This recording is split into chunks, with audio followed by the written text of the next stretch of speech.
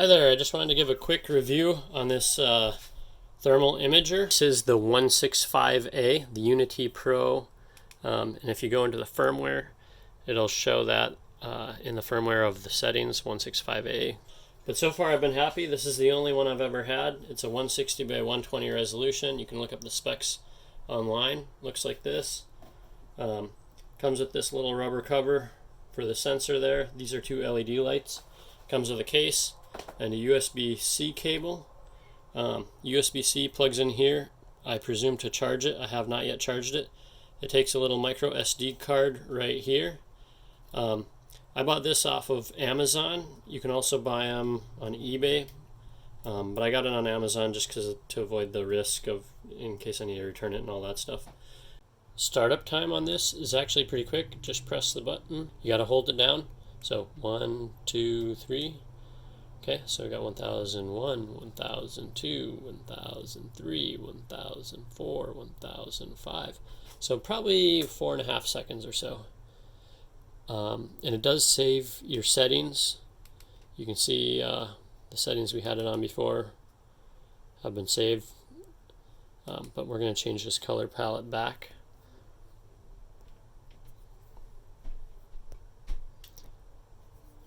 There we go, get our camera to focus for you.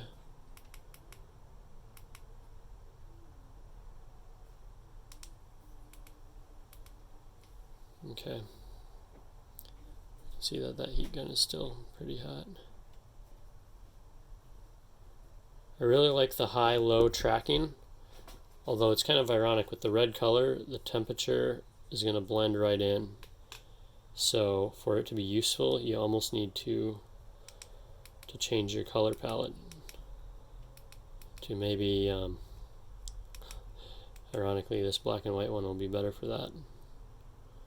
So it's saying 96 is the hottest.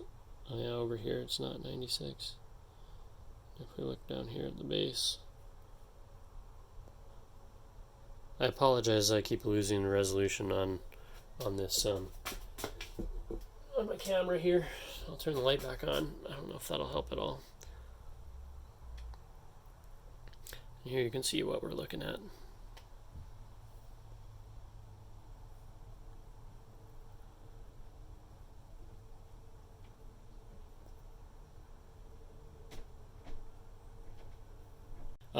It came with a 16 gigabyte micro SD card, which has worked fine. I think it was by Kingston.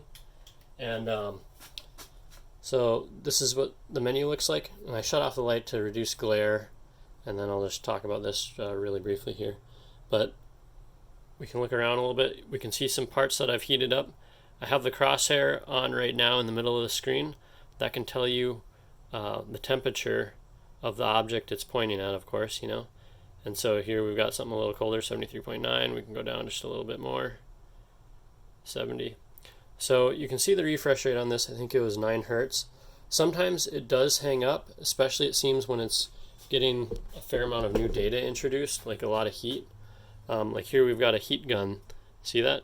There's kind of a lag where it took a little bit to process or do something there.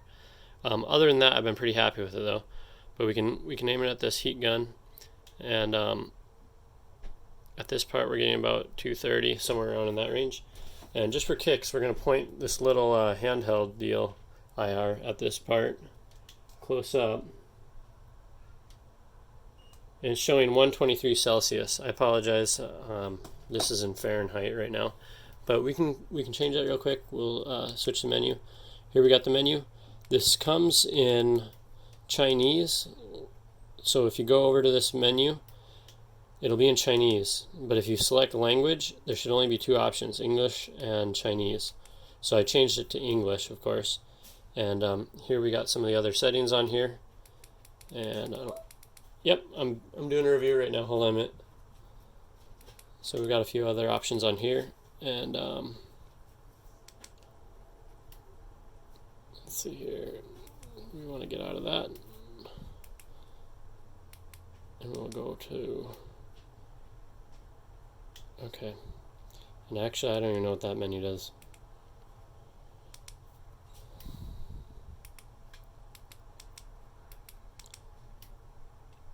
Okay, so this is high and low warning, and you can set a temperature that it'll give you that warning at.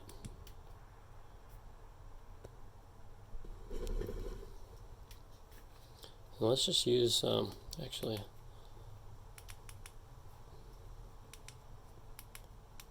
There we'll be in Celsius. So in Celsius, right around there, it's 102, it's saying.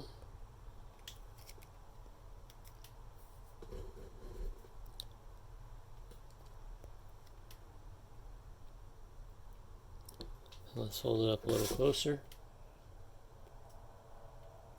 Right smack dab in the middle, we're getting 100. We'll use this little scan tool. 103. So looks like it's probably fairly accurate. We won't do that anymore.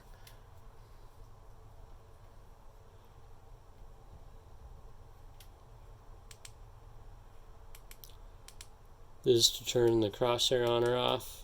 You can turn something else on too here. I'm not sure what exactly it's tracking. 24.3. It might be trying to find the highest or the lowest temperature. Oh, interesting. That is pretty darn cool.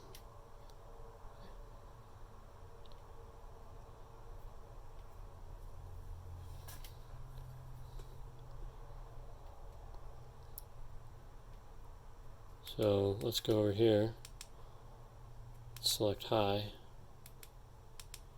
turn off low. So now it wants to track the hottest temperature on the screen, I believe. That is pretty darn cool. So now it's going to jump.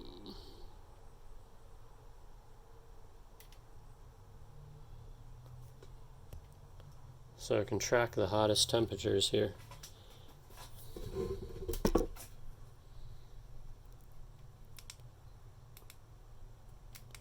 And it seems like I can track both. And if I pull the trigger on this, it takes a picture, of course. So, and it's still showing the temperature in the top left of the screen.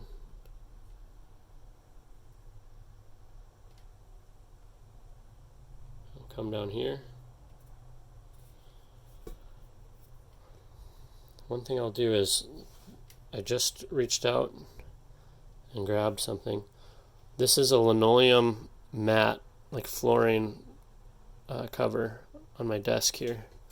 So, you know, you can see handprints, of course, which is pretty darn cool. And you can also, pardon my camera, it keeps changing the focus. You can also change the color palette.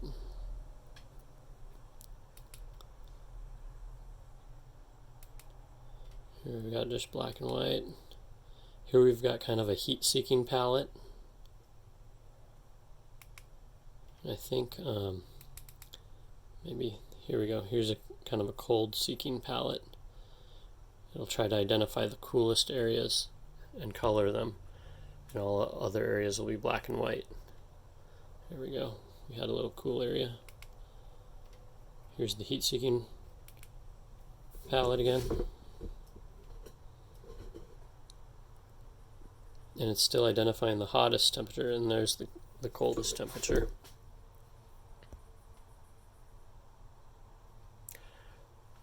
This device saves out the image files as .bmps, which I haven't seen for a long time.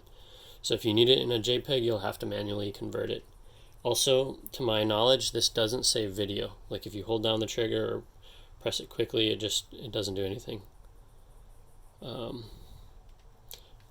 The battery life has lasted quite a long time. I've probably used this almost an hour, and it's still showing totally full in the top right corner. I think today is the 27th, so the clock on this is set one day ahead for whatever reason. All in all, I'm extremely happy with this product. It seems to be great value.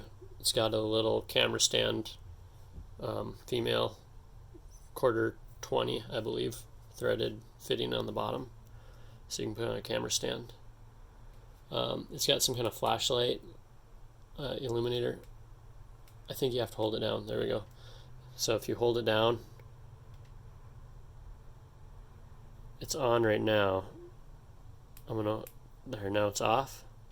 So you can see it really doesn't change a lot on the screen for you.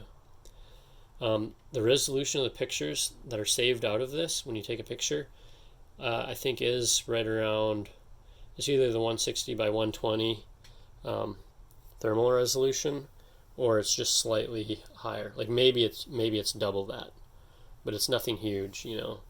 So it's kind of being true to its nature, true to its real resolution. It's not trying to increase that at all artificially.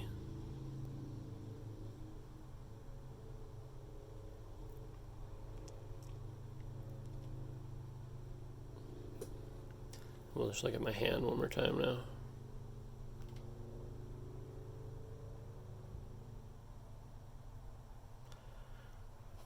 I wanted to show something else on here, and that's the temp bar that I've turned on. You can see it on the right side of your screen.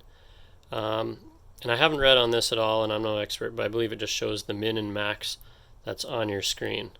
So right now 91.1 or 92-ish, whatever, Celsius is the hottest on the screen. So let's we're going to turn this a little bit, and yep, it seems like that's right. Sorry, I got a phone call coming in. Hopefully it's still recording. Yep, so now on the screen the highest is 31, lowest is 25. So another very helpful feature. And I've also turned this to black and white right now, so that I can see the high and low, the orange and the green numbers that you see dancing around on the screen. That's the high and low. So now it's not blending in with any reds or blues on the screen. So kind of an irony there. So we're still looking at that heat gun again. Although now you can't see it on the camera, the red number, but I can see it with my eye. Here we can see it a little bit better. So again, sorry about the auto adjust camera. All in all, I think this was an excellent buy. I haven't used another unit to compare it to, but it seems fairly accurate. It has a wide temperature range. I don't make any money off of this product unless you use the Amazon referral link. I'll put it in the description below. Hopefully this helps you out, whether you buy this or if you decide to buy something else. So good luck and thank you.